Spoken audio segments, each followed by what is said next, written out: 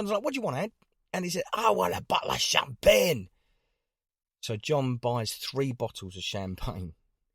One for Andy Gray, one for Peter Reid, and one for Mick Hucknal. There you go. And slaps them on the table. And we are just partying like maniacs. Now, the main part about it is that a guitarist that had played with me for years and years and years, who I love dearly and is still playing with me, a guy called Mark James, had joined Simply Red. And he had a long career in there for about sort of 8 or 9 years. I still think he's the best guitarist in this country. He was a top session player, played with everybody from Rick Astley, Tony Hadley, Kenny Thomas, did the Kylie Minogue World Tours. He's a wonderful guitarist and plays on lots of songs. In fact, I'm probably letting him down then by not mentioning all the big names that he has played with. But I'd lost him really for sort of about 8 or 9 years to Simply Red. And so I'm talking to Mick and I said, Mark, who's played with me for years, he's playing with you now. I said, it's just wonderful, isn't it? I'm quite drunk. I said, it's just any of the best guitarists. And he went, yeah, he's okay. He's what? Yeah. I've got the ump now. Oh, immediately, I've got the ump with the ginger fella, right? And then we're having a few more drinks, and I said, I've heard a couple of the new songs that you've done. I said, Mark, play me. And I said, great. I said, Mark's got a couple of credits on there as well. And yeah, charity. What?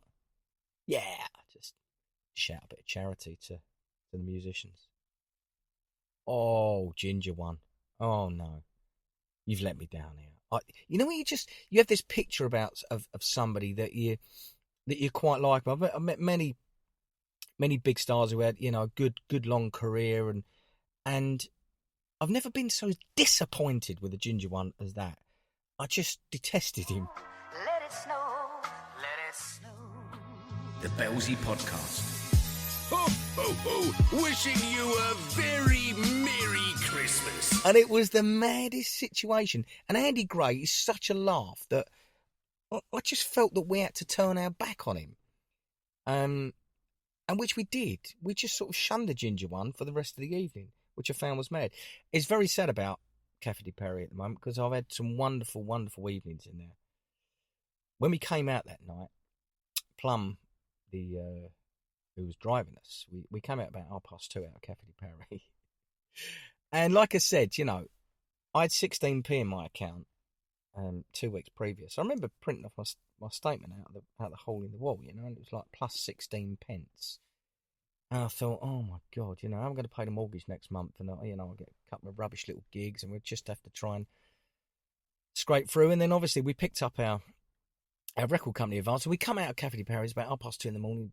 Plum comes round the front in the old Ford Galaxy or whatever we got, and me and John pile in the back like we're pop stars. And literally we get round the corner and John's like, I want a McDonald's. I want a McDonald's. Yeah, so do I. And so we stopped. We got no cash on us. So I said, I'll get some out the wall. Stop a minute. Pull over somewhere near, I don't know, Tottenham Court Road area. And we pull over and I go to the hole in the wall with me card. And I put it in and I come back to the car and the side window's open. Johnny Sperling's in the back, Plum's in the front. And I said, boys, you're not going to believe it. I said, what's the matter, Bell?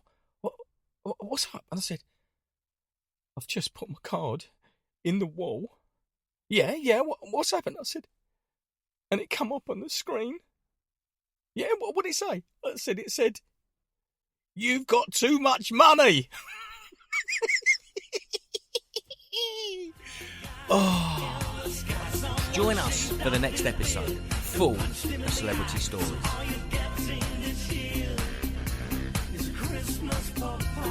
Send us your rags to riches stories. The Belsy Podcast @gmail.com. If your story's good, I'll send you a picture of me on top of the pot. If it's rubbish, you get one of my socks with a hole in it.